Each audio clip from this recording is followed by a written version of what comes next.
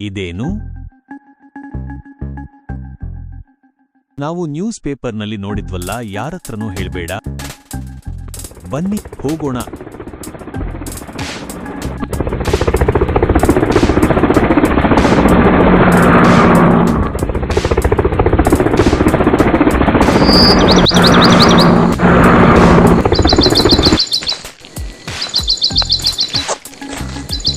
ಅರೆ, ಇದು ಯಾವ ಜಾಗ?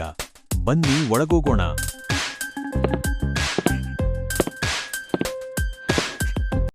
ವೋಹ್, ಎಂಥ ಮಾನ್ಸ್ಟರ್!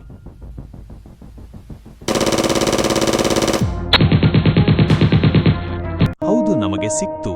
ತಗೊಳ್ಳೋಣ. ತಗೊಂಡು ನಿಧಾನವಾಗಿ ಬಾ.